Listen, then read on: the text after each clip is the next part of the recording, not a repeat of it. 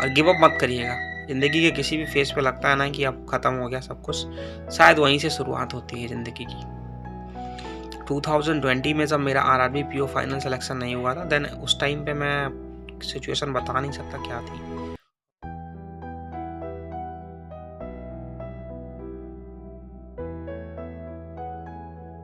Hello everyone, मेरा नाम अनुज सिंह राठौर है और मैंने इस साल आरआरबी 10 में स्केल 1 ऑफिसर के रूप में आर्यावर्त बैंक में सिलेक्शन प्राप्त किया है। तो मेरी ये जर्नी 2018 में स्टार्ट हुई थी। उसके पहले मैंने प्राइवेट सेक्टर में कुछ दिन काम किया था, लगभग 2 साल तक, और उसके बाद मुझे रियलाइज़ हुआ कि कुछ ना कुछ अपने लिए एक सिक्योर जॉब की तलाश करनी चाहिए और मैंने 2018 में बैंकिंग की प्रिपरेशन स्टार्ट कर दी। इत्तेफाक से मेरा पहली बार में ही आरआरबी क्लर्क प्री निकल गया था 2018 में, और मैं मेंस देने गया था।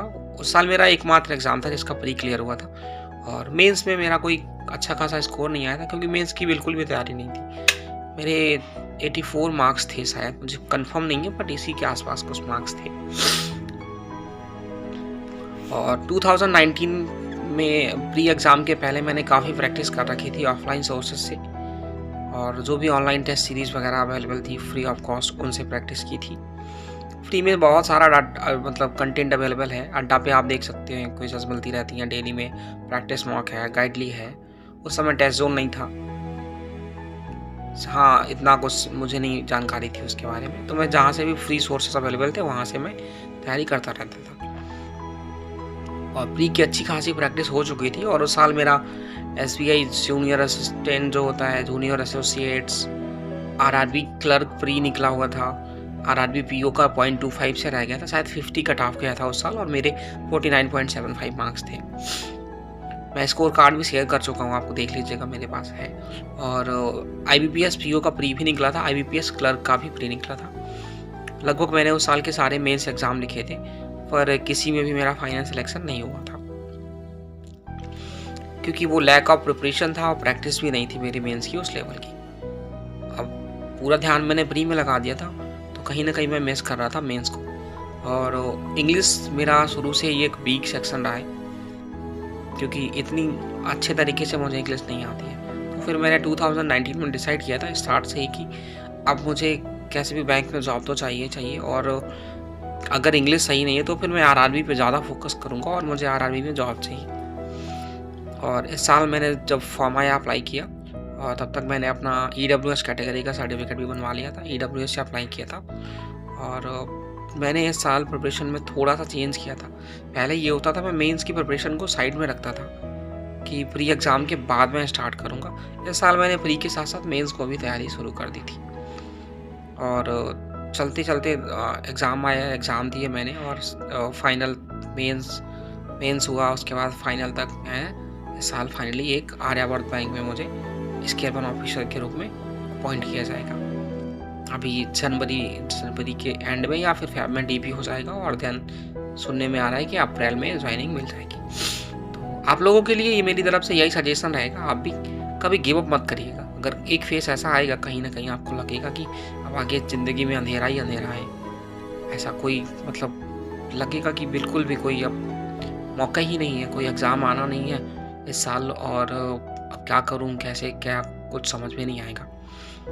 तो उस टाइम पे आपको टूटना नहीं है, आपको खुद को रीबिल्ड करना है। अपनी सारी एनर्जी को रिस्टोर करिए और थोड़ा एनालिसिस करिए कि वीक एरियाज क्या है। जैसे मेरा वीक एरिया था, मुझे पता लगा इंग्लिश है। इंग्लिश की वजह से मैंने मेंस एग्ज़ाम लिखे और नहीं निकल रहे थे क्योंकि मैं प्री में जैसे तैसे क्लियर कर रहा था, लेकिन मेंस में जो इंग्लिश में आपको अच्छा खासा स्कोर करना होता है। अगर आप एसबीआई पीओ निकालना चाहते हैं तो आप समझ सकते हैं वेटेज वहाँ पे इंग्लिश में ही मेंस का 90 मार्क्स हो रहा है, 40 मेंस में और 50 मार्क्स का डिस्क्रिप्टिव। आईबीपीएस पीओ में देखें तो आप 40 और 25 65 नंबर का होता है। तो आप इंग्लिश का महत्व तो समझ सकते हैं ना।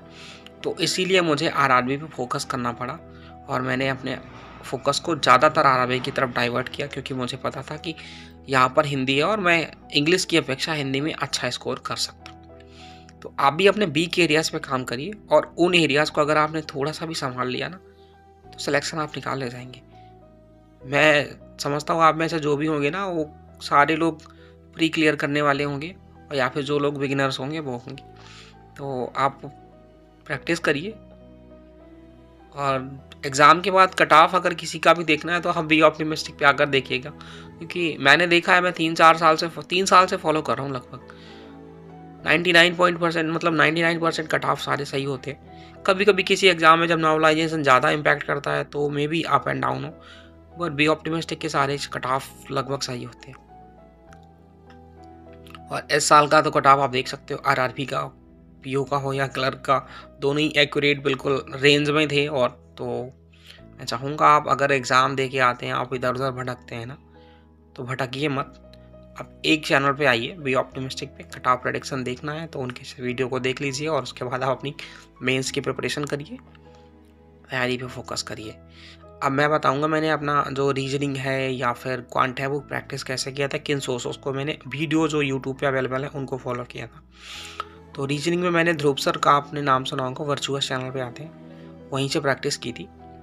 और क्वांट के लिए भी मैंने वहीं से फॉलो किया था। सिंह सर की क्लास शाम को जो 6:15 बजे आती थी और ध्रुव सर की रीजनिंग की क्लास मेंस की सुबह 11:30 बजे होती है, तो उनको मैं कंटिन्यू मतलब फॉलो करता गया। ऑलमोस्ट 1.5 साल से मैं फॉलो कर रहा था उनको। और रीजनिंग में मैं एक ज़ीरो स्टूडेंट था, ज़ीरो से लेकर के समझ लो मैंने 40 मार्क्स कैसे स्कोर करने हैं रीजनिंग के आरआरबी पीओ में 40+, तो वो सब उन्हीं की देन है। मैंने प्रैक्टिस की और उनको फॉलो करता गया। और क्वांट के लिए मैंने लोकेश सर को भी फॉलो किया था, जो ऑलिव बोर्ड पे आते हैं। पेड कंटेंट तो नहीं था, पर हाँ उनकी जो क्लासेस मिलती है मैं उनको देख लेता था। और उसके बाद इस साल मैंने टेस्ट जोन को फॉलो किया था।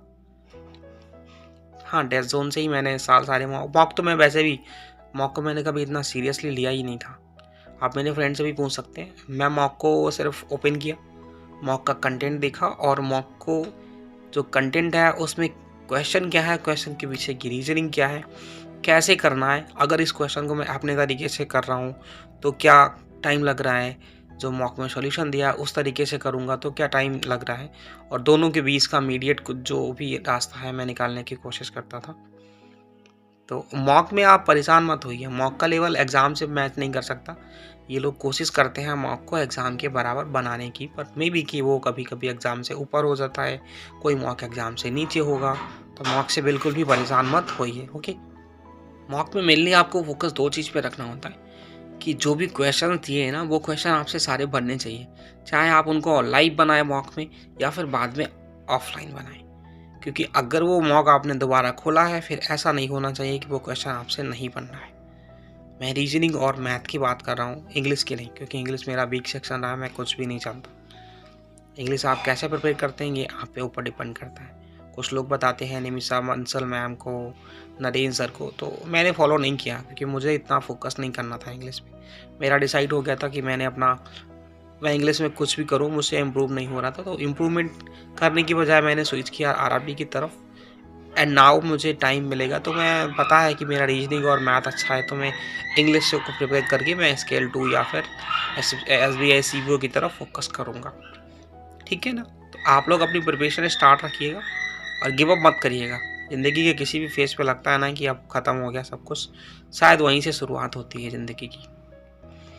2020 में जब मेरा आरआरबी पीओ फाइनल सिलेक्शन नहीं हुआ था, देन उस टाइम पे मैं सिचुएशन बता नहीं सकता क्या थी, और मैं क्विट करने वाला था सब कुछ। फिर मेरा एक फ्रेंड है गौरव, मेरी उससे काफ़ी देर बात हुई थी, और तो उस टाइम पे मुझे रियलाइज़ हुआ कि नहीं, गिव अप करने का टाइम नहीं है, यहाँ से मुझे रीबिल्ड करना है और फिर विदिन 6 मंथ मुझे जॉब लेनी है। और आज मैं आर्यावर्त बैंक में स्केल 1 ऑफिसर अपॉइंटेड हूँ। तो आप लोग भी तैयारी करते रहिए, होपफुली इस साल आपके लिए बहुत ही अच्छी खबर आएगी, कोई ना कोई एग्ज़ाम आप क्रैक करेंगे। और मेरी तरफ से आप सभी को ऑल द बेस्ट।